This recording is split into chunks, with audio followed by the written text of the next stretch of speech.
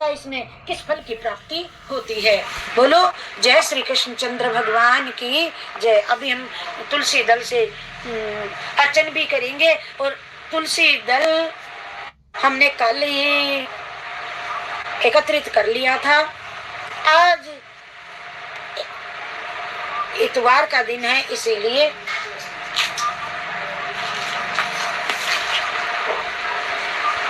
हमने कल ही समर्पित कर दिया था। जय श्री कृष्णा जय। आप भी दर्शन कर सकते हैं। ये देखिए हमारे ठाकुर जी इसी में विराजमान हैं। जय श्री कृष्णा जय। राधे राधे। ये हमारे ठाकुर जी इसी तुलसी दल में विराजित हैं।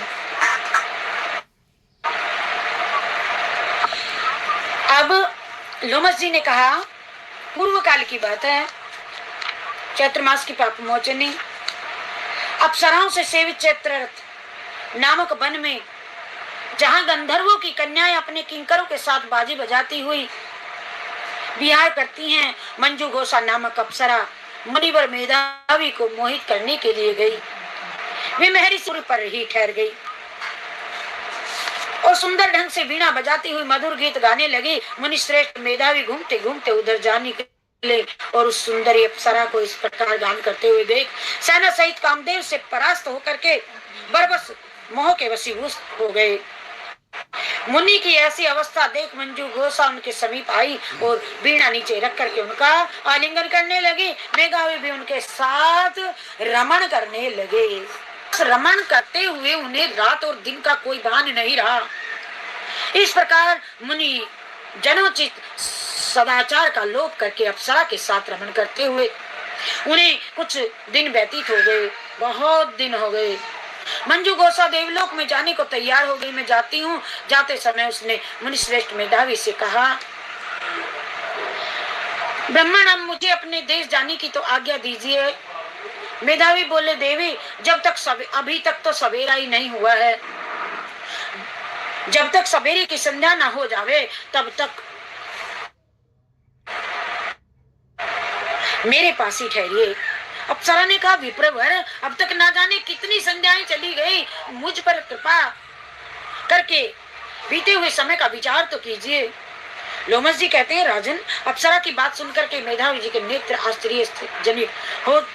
आश्चर्यचकित हो उठे। उस समय उन्होंने बीते हुए समय का हिसाब लगाया। मालूम हुआ उनको कि उसके साथ रहते हुए 57 वर्ष हो गए थे। उसे अपनी तपस्या का विनाश करने वाली जान करके मुनि को उस पर बड़ा क्रोध हुआ और उन्होंने श्राप देते हुए कहा, पापिनी पिशाचिनी अब तू जा है। अतः स्वामिन मुझ पर कृपा कीजिए। मुनि बोले,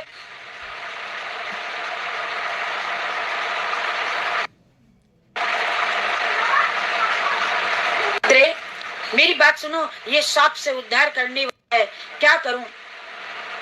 तुमने मेरी बहुत बड़ी तपस्या नष्ट कर डाली। चैत्र कृष्ण पक्ष में जो शुभ एकादशी आती है उसका नाम है पाप मोचनी। वह सब पापों का अक्षय करने वाली है सुंदरी। उसी का व्रत करने पर तुम्हारी पिशाचता दूर होगी। ऐसा कहकर के मेधावी अपने पिता मुनिवर च्यवन के आश्रम में गए और उन्हें आया देख च्यवन ने पूछा, बेटा ये क्या किया? तुमने तो अपने पुण्य का नाश कर डाला।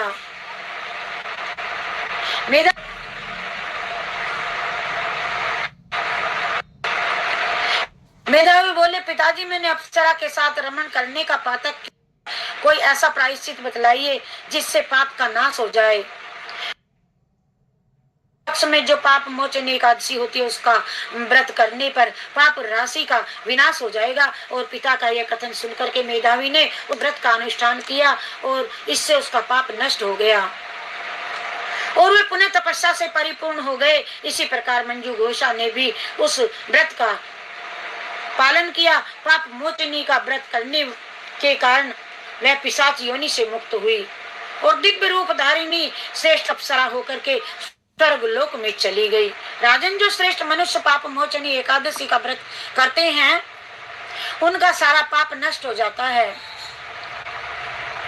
इनको पढ़ने और सुनने से सहस्त्रगुण दान का फल मिलता है। ब्रह्म हत्या, स्वर्ण की चोरी, सुरापान और गुरु पत्नी गमन करने वाले महापाप की भी इस व्रत के करने से पाप मुक्त हो जाते हैं। ये व्रत बहुत पुण्यमय है। और युधिष्ठिर ने पूछा, वासुदेव आपको नमस्कार है, नमस्कार है, नमस्कार है। अब मेरे सामने यह बतलाइए कि चैत्र शुक्ल पक्ष में किस नाम की एकादशी होती है। भगवान श्री कृष्ण बोले, राजन एकाग्रचित होकर के ये पुरातन कथा सुनो, जिसे वशिष्ठ जी ने दिलीप जी के पूछने पर बताया था। कहा था, दिलीप जी ने पूछा, भगवान मैं एक बात सुनना चाहता हूँ, चैत्र मास के शुक्ल पक्ष में किस नाम की एकादशी होती है। वशिष्ठ जी बोले, सुनो, बड़े बहुत अच्छा प्रश्न, बोलो जय श्री कृष्ण चंद्र भगवान की जय। हरि शरणम हरि शरणम हरि शरणम हरि शरणम हरि शरणम हरि शरणम हरि शरणम हरि शरणम हरि शरणम हरि शरणम हरि शरणम हरि शरणम हरि शरणम हरि शरणम हरि शरणम हरि शरणम हरि शरणम हरि शरण हरि शरणम हरि शरणम हरि शरणम हरि शरणम हरि शरणम हरि शरणम। बोलिए वृंदावन बिहारी लाल की जय, द्वारकाधीश भगवान की जय। अब चैत्र शुक्ल पक्ष में काम